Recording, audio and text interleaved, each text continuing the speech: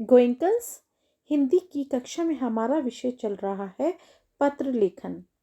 आपकी पाठ्यपुस्तक नवीन हिंदी व्यावहारिक व्याकरण तथा रचना भाग 5 से। कल की कक्षा में मैंने आपको पत्र लेखन के विषय में बताया था पत्र लेखन किसे कहते हैं और पत्र लिखते समय हमें किन किन बातों का ध्यान रखना चाहिए।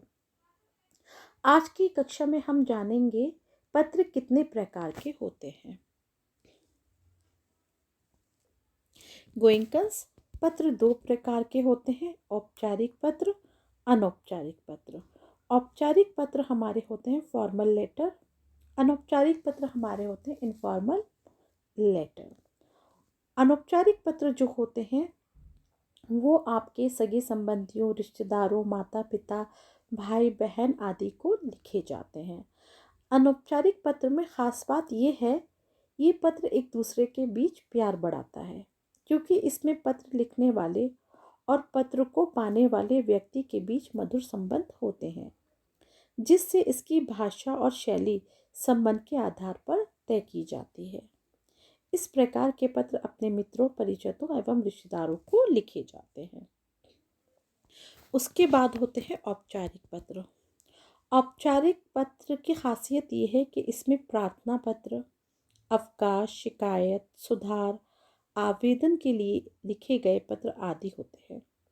कार्यालय पत्र, किसी सरकारी अधिकारी, विभाग को लिखे गए पत्र आदि। व्यावसायिक पत्र, दुकानदार, प्रकाशक, व्यापारी, कंपनी आदि को लिखे गए पत्र आदि शामिल होते हैं। औपचारिक पत्र में आपको 2 भागों में बांटा गया है, आवेदन पत्र और व्यावसायिक पत्र। औपचारिक पत्र लिखते समय हमें किन बातों को ध्यान में रखना चाहिए, आइए जानते हैं।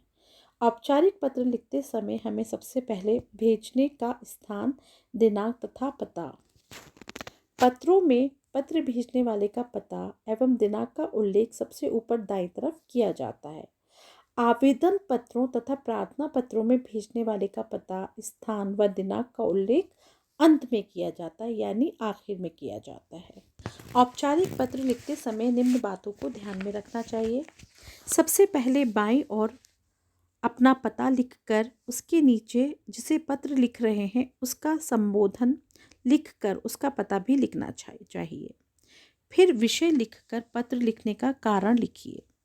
फिर महोदय, महोदया, मान्यवर लिखने के बाद अपने काम की बात लिखनी चाहिए। अंत में धन्यवाद ज्ञापन के साथ अपना नाम और दिनांक लिखकर पत्र को समाप्त करना चाहिए।